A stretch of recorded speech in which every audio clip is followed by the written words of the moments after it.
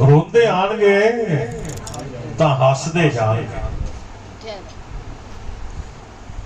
हसदे तां जाणगे जे बंदगी हुंदी होवे, नाम जपिया जाता होवे,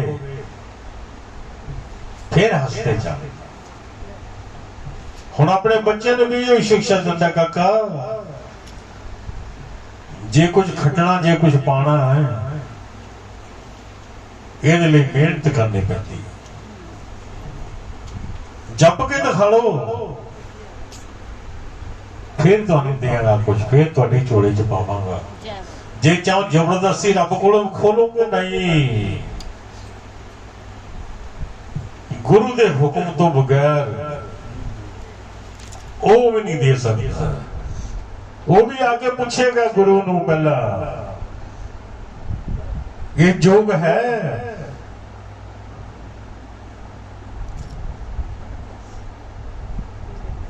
वो आगे गुरु को पूछेगा खुद परमात्मा, ये जोग है? ये तो भी सानू देखना पेगा ना भी ये जोग है, गद्दी ते बैठने दे जोग है या नहीं है। ये तो मोहर फिर असी लानी है ना, वो परमात्मा ने नहीं मोहर लानी। परमात्मा कहेगा जो तुहाडा हुक्म,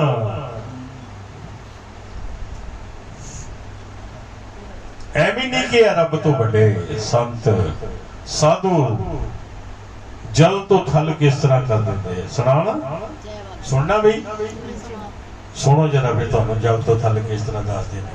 चल भी सुना जरा। जयकारा गुरु महाराज जी का। बोलो साचे दरबार की जय। संत जल तो थल बना दिंदे, मोया विच जाना पा दिंदे। आ संत जल तो थल बना दिंदे, मोया विच जाना पा दिंदे।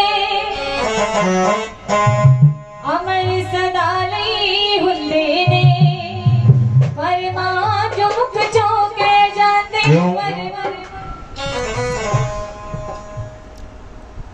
बंदगी बोलती है। साडे गुरु महाराज का हुक्म है,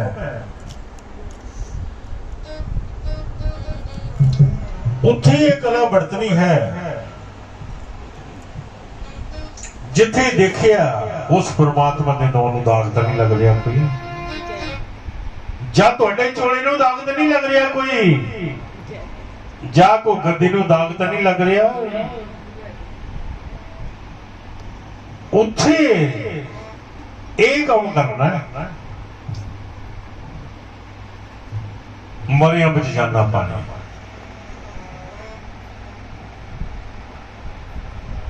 जे चाहे तो जेठे अदबर आने तुहानू मिलावांगा। सरसे की एक घटना है। सरसे गए सत्संग करने वास्ते चंडा, चंडा सी या वैसे प्रोग्राम सी रब जाने।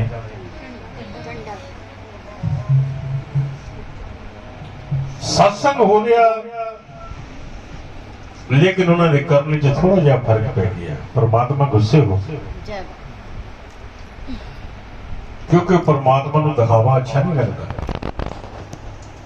जिस तरह मैं क्या ना प्यार प्यार अच्छा लगता है, साधुओं को दिखावा अच्छा नहीं लगता। ऐसी घटना हो गई, आसन में बैठा है, माला फेर रहा, कीर्तन चल रहा, एक साइड की लाइट बंद हो गई। काफी बड़ा पंडाल लगा हुआ सी, काफी तो संगत गई हुई सी, काफी गोआ भी बैठे हैं इस वेले। काफी बड़ा पंडाल लगा हुआ सी, एक साइड की लाइट बंद हो गई। मास्टर जी जाए जिथे झंडा फेरना गए सी, जिथे रात को चौंकी भी सी तो उन्होंने भंडारा भी सी, जिथे उन्होंने अंत को नहीं छड्डिया सी प्रसाद। ਉਹਨਾਂ ਦੇ ਤੀਸਰਾ ਘਰ ਚੌਥਾ ਘਰ ਹੋਏਗਾ। ਉੱਥੇ ਸਤਸੰਗ ਸੀ। ਕਹਿੰਦੇ ਵੀ ਰਾਤ ਦਾ ਪ੍ਰੋਗਰਾਮ ਸਾਡੇ ਲਾਓ। ਉਹਨਾਂ ਦਾ ਨਾਮ ਗੁਰਦੇਵ ਹੈ। ਇਹਨਾਂ ਦਾ ਰਿਸ਼ਤੇਦਾਰ ਹੈ, ਆਪ ਇੱਥੇ ਇੱਥੇ। ਉਹ ਗਿਆ ਤੇ ਅੱਧੀ ਲਾਈਟ ਬੰਦ ਹੋ ਗਈ ਪੰਡਾਲ ਦੀ, ਅੱਧੀ ਚੱਲ ਰਹੀ ਹੈ, ਅੱਧੀ ਬੰਦ ਹੋ ਗਈ। ਬੰਦ ਵੀ ਕਿਹੜੀ ਹੋਈ? ਜਿਹੜੀ ਮੇਨ ਲਾਈਨ ਪਾਈ ਹੋਈ ਸੀ ਬਾਹਰ, ਉਹਨਾਂ ਨੇ ਸ਼ਰਾਰਤ ਵਾਲੀ। ਜਦੋਂ ਗਿਆ ਲਗਾਉਣ ਵਾਸਤੇ, ਉਹ ਤਾਰ ਨਿਕਲ ਕੇ ਉਹਦੇ ਹੱਥ ਚ ਆ ਗਈ। ਹੁਣ ਮੇਨ ਤਾਰ ਪਾਵਰ ਵੱਡੀ ਤੋਂ ਪਾਈ ਹੋਈ ਹੈ, ਉਹਨੂੰ ਚੁੰਬੜਿਆ ਹੋਇਆ ਬੰਦਾ ਕਿੱਦਾਂ ਛੱਡ ਦੂ? ਜਦੋਂ ਉਸਨੇ ਖੂਨ ਚੂਸ ਕੇ ਬਿਲਕੁਲ ਚੱਕ ਕੇ ਮਾਰਿਆ ਨਾ ਜਾ ਕੇ, ਛੱਡਦੀ ਬਿਜਲੀ ਉਦੋਂ ਹੈ ਜਦੋਂ ਖਤਮ ਕਰ ਦਿੰਦਾ ਹੈ।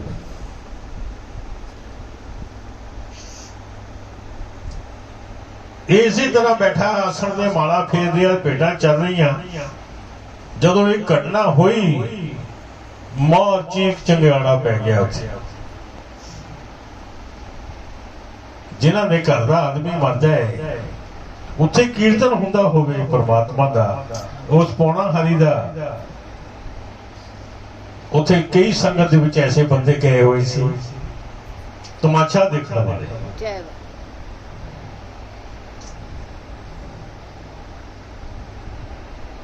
ਦੇਖਦੇ ਆ ਪਿੱਛੇ ਬੈਠੇ ਕੁਝ ਐਸੇ ਪ੍ਰੇਮੀ ਵੀ ਸੀ ਜਿਹਨਾਂ ਨੂੰ ਵਿਸ਼ਵਾਸ ਸੀ। ਕਹਿੰਦੇ ਗੁਰੂ ਮਹਾਰਾਜ ਗੁਰਦੇਵ ਦੀ ਡੈਥ ਹੋ ਗਈ, ਗੁਰਦੇਵ ਮਰ ਗਿਆ।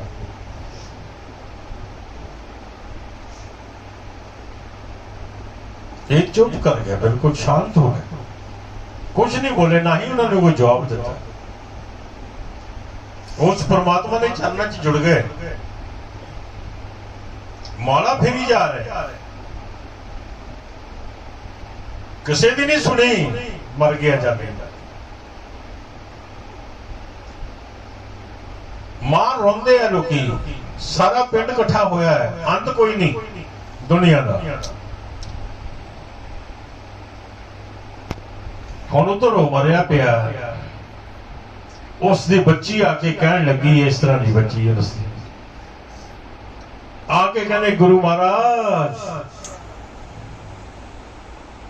ਪਾਪਾ ਨੂੰ ਬਚਾਓ। ਇਹ ਫਿਰ ਵੀ ਕੁਝ ਨਹੀਂ ਬੋਲੀ। ਮਾਲਾ ਫੇਰੀ ਜਾ ਰਿਹਾ, ਅੱਖਾਂ ਬੰਦ ਹੈ। ਜਿਸ ਵਕਤ ਰੋਂਦੀ ਰੋਂਦੀ ਨੇ ਪੈਰਾਂ ਤੇ ਸਿਰ ਰੱਖਿਆ ਨਾ, ਚਰਨਾਂ ਤੇ ਸਿਰ ਰੱਖਿਆ, ਉਸ ਦੇ ਅੱਖਾਂ ਦੇ ਜਦੋਂ ਪਾਣੀ ਨਿਕਲ ਕੇ ਹੰਝੂ ਚਰਨਾਂ ਤੇ ਪਏ ਨਾ, ਜਕਦਮ ਸਮਾਧੀ ਖੁੱਲ ਗਈ। ਤੇ ਕਹਿੰਦੇ ਕੀ ਹੋਇਆ? ਕਹਿੰਦੇ ਗੁਰਦੇਵ ਮਰ ਗਿਆ। ਕਹਿੰਦੇ ਅੱਛਾ, ਬਾਬੇ ਦੀ ਚੌਂਕੀ ਲੱਗੀ ਹੋਵੇ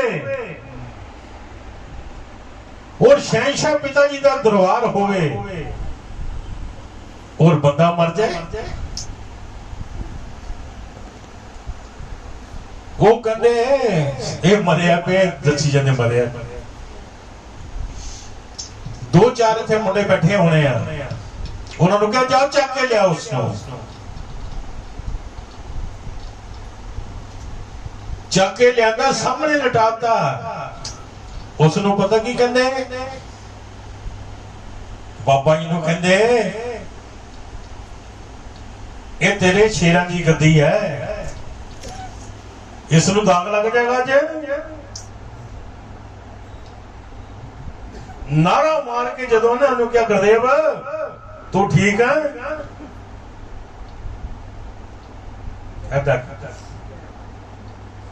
ਦੂਸਰੀ ਆਵਾਜ਼ ਮਾਰੀ, ਕਹਿੰਦੇ ਠੀਕ ਹੈ ਤੂੰ?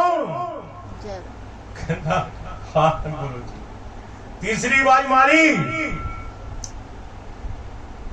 ਗੁਰਦੇਵ ਠੀਕ ਹੈ? ਕਹਿੰਦਾ ਹਾਂਜੀ ਮਹਾਰਾਜ। ਚੱਲ ਮੈਂ ਕਿਹਾ ਉੱਠ ਕੇ ਜਕਾਰਾ ਲਾ।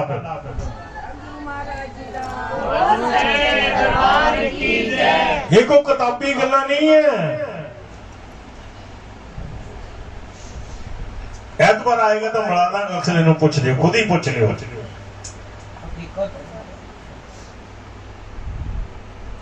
ਵਿੱਚ ਸੰਗਤ ਐਸੇ ਸ਼ੈਤਾਨ ਵੀ ਸੀ, ਕਹਿੰਦੇ ਜੇ ਜੀਦਾ ਨਾ ਹੁੰਦਾ ਪਿੰਡ ਵਾਲਿਆਂ ਨੇ ਕੁੱਟ-ਕੁੱਟ ਕੇ ਸਾਰੀ ਸੰਗਤ ਮਾਰ ਦੇਣੀ ਸੀ।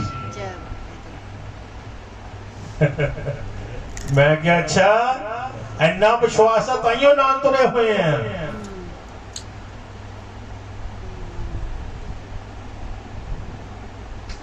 हुण जदों भी किते जाना ना पता की कहते हैं मरिया च जाना पाने वाला बाबा आ गया।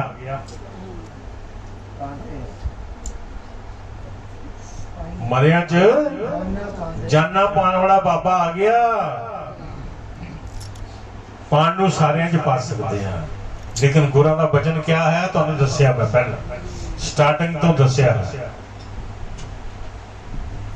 जे उसके नाम नूं दाग लगदा होवे जां तुहाडे चोले नूं दाग लगदा होवे जां कोई ऐसा खोजे कारण वे किसी गल्लों तुहाडी गद्दी नूं दाग लगदा होवे उस वेले प्रयोग वरतो। उस वेले क्यों वरतिया? उन्होंने खड़ के मेहना मारिया सी ओ बाबा ओ तेरी चौंकी लगी है तो बंदा साडा मर गया।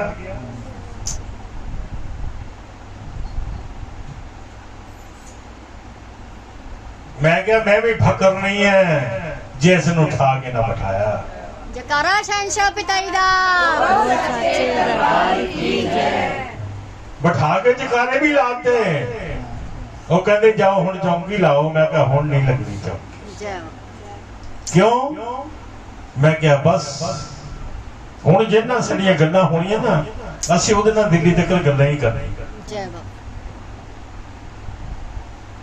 आप गड्डी दे विच बैठ के रोड ते छड्ड के गया महाराज आ रोड जाता दिल्ली। क्यों भाई? देखिए ना तुसी गए सी ना। हां जी ये किताबी लिखियां गल्लां नहीं है ड्रामे नहीं है।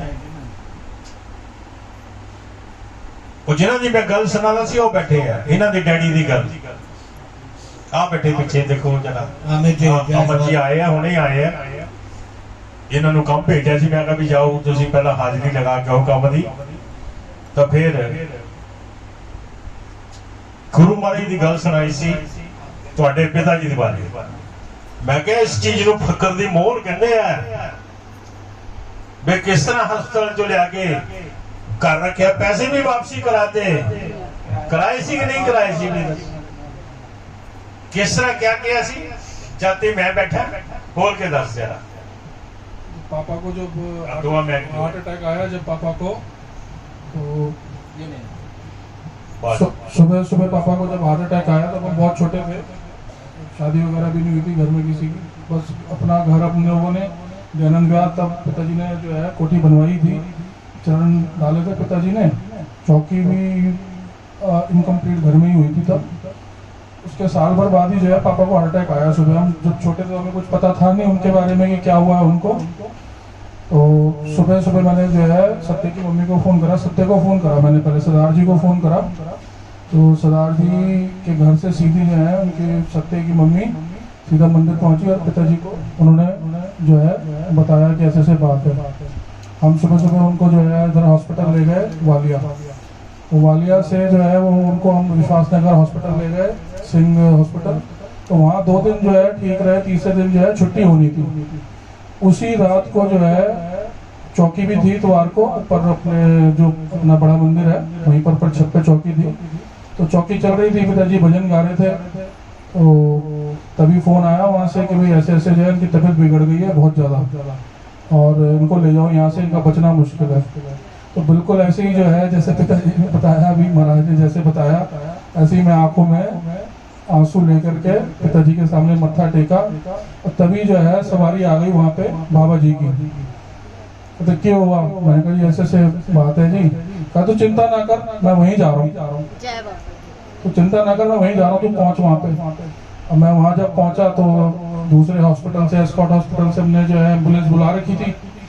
तो जब एम्बुलेंस में उनको लेके जाने लगे तो मैं भी साथ में था। तो मेरे पापा खुद ही कहने लगे उस टाइम पे कहते कहाँ लेके जा रहे हो? तो ठीक हूँ। मैंने कहा जी वो ऐसे ऐसे बात है। तो कह रहे नहीं कुछ ऐसा था मेरे शरीर से ना कुछ होके गुजरा है अभी और मुझे ऐसा लग रहा है कि मैं बिल्कुल ठीक हो गया हूँ। मैं कहा नहीं पापा आप ठीक ही हो चिंता ना करो बस आपको जो है ना चेकअप के लिए लेके जा रहे हैं वहाँ पे। अब जैसे गए अस्पताल में जैसे दुनियादारी होती है वो निभानी पड़ी। अस्पताल में जब टेस्ट वगैरह हुए तो वहाँ पे यही बताया गया कि इनकी जो है आर्टरी ब्लॉक है, और जो स्थिति बताई गई थी उसके अंदर यही था कि भाई उनका जो है ऑपरेशन होना ही होना है। उस ऑपरेशन से हम लोग बच नहीं सकते, हार्ट ओपन हार्ट सर्जरी होनी थी। और डॉक्टर भी जो था, त्रेहन डॉक्टर था उस टाइम पे, बहुत बड़ा डॉक्टर था, उसने भी यही बोला कि भाई इनको कभी भी कुछ भी हो सकता है, ऑपरेशन कराओ। तो हमने जो है वहाँ पे पैसा जमा करा दिया, 2.5-3 लाख रुपए जो था जमा करा दिया ऑपरेशन के लिए। अब जब मंदिर वापस आए तो पिताजी कोई बात बोली, पिताजी कहने लगे ऑपरेशन तो कराना नहीं है, वो तो बिल्कुल ठीक है। मैंने कहा महाराज मैं तो पैसे जमा करा दिए। छोटा भाई साथ था तो छोटा भाई भी ये बोलने लगा कि जी वो तो बहुत बड़ा डॉक्टर है। तो पिताजी कहने लगे बहुत बड़ा डॉक्टर है तो जाओ फिर करा लो अपनी मरीज जो करानी है। तो फिर मैंने बीजी की तरफ देखा, बीजी कहने लगे तुम बाहर जाओ।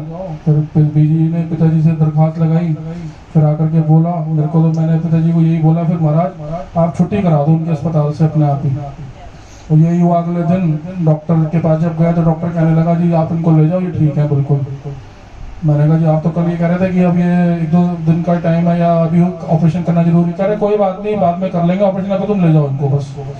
मैं कहा जी पैसे कह रहे पैसे भी वापस मिल जाएंगे। वहाँ से मैं अपने पापा को सीधा लेकर के मंदिर पहुँचा, शाम का टाइम था। तो पिताजी के ये वचन हुए, बड़े खुश थे वो। तो उनके ये वचन है जब तक मैं हूँ इसको कुछ नहीं होगा।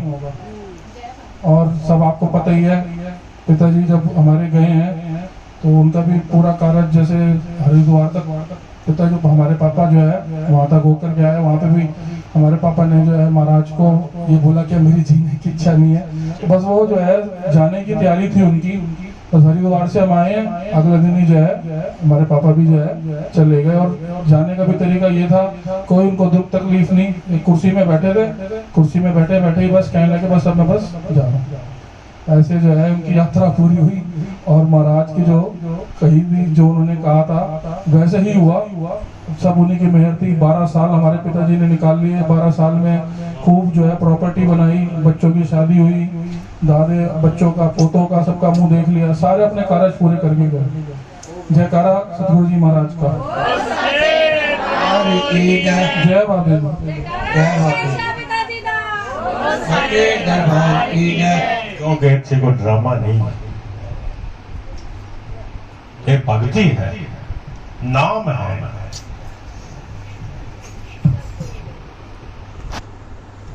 ये कोई अखबारां 'ਚ छापण वाली भी गल नहीं, असीं नहीं छापी, असीं कदी दसीदा भी नहीं किसी ਨੂੰ। ਜਦੋਂ भी किते आंदा ना कोई कहता है भी दुनिया ਨੂੰ बचा सकते, अपने आप ਨੂੰ नहीं बचा सकते, फिर उन्होंने कहीदा दसीदा ਉਹ नहीं भाई साडा तो बचन ऐसे पहले ही होए, ਤੁਹਾਡੇ ਵਾਸਤੇ ਤਾਂ ਅਸੀਂ ਸਾਰਾ ਪਰਲੋਕ ਮੰਗ ਲਈਏ, ਲੋਕ ਪਰਲੋਕ, ਆਪਣੇ ਵਾਸਤੇ ਕਦੀ ਸੁੱਖ ਨਹੀਂ ਮੰਗ ਸਕਦੇ ਅਸੀਂ परमात्मा ਦੇ ਕੋਲੋਂ।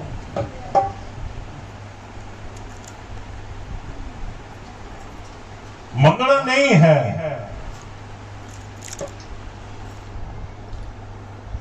क्योंकि ये भी गल्लां मैं तां सुनाइयां,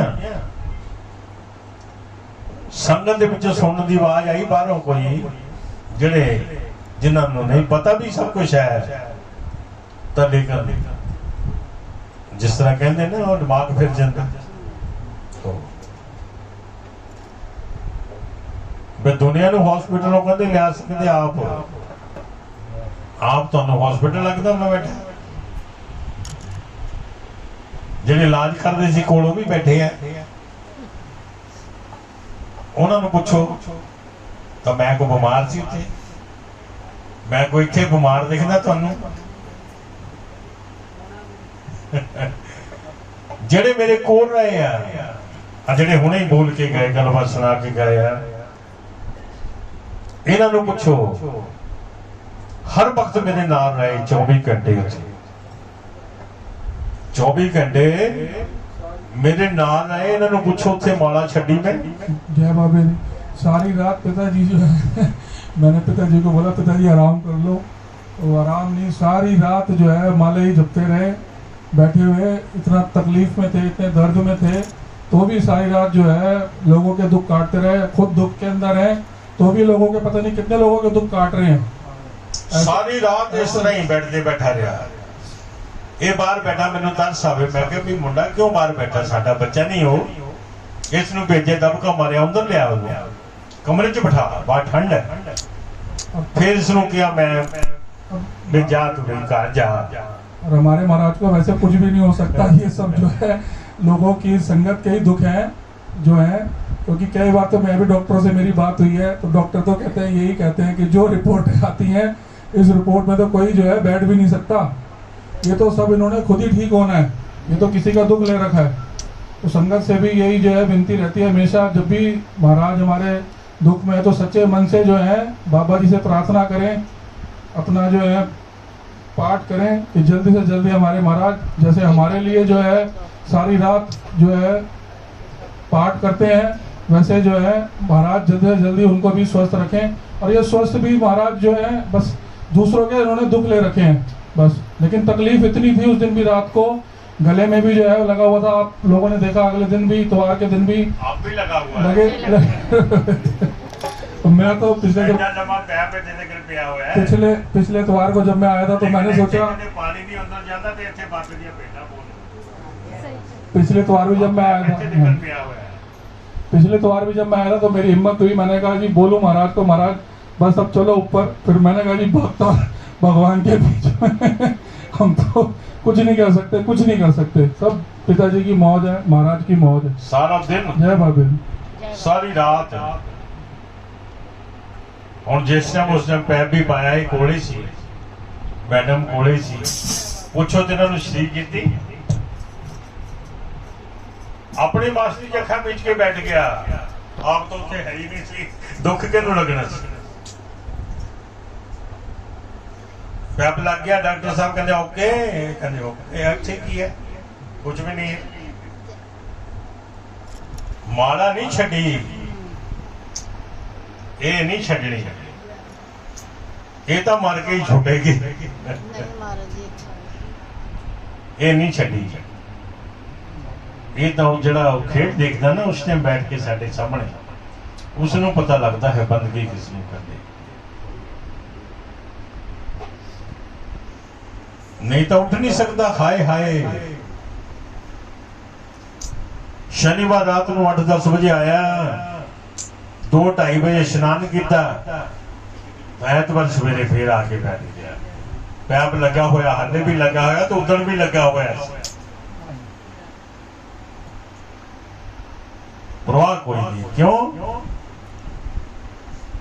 उसने गुणगान च दम भी निकल जाए ना, कोई परवाह नहीं।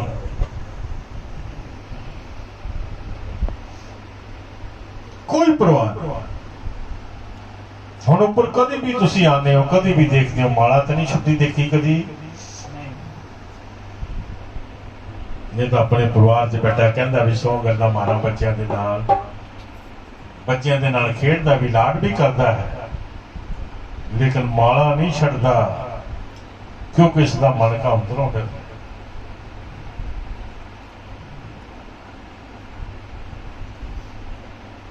जकारा पौना हरी दा, जकारा तू दाता दी दा, कितने बज गए? दरबार की जय, कितने बज गए?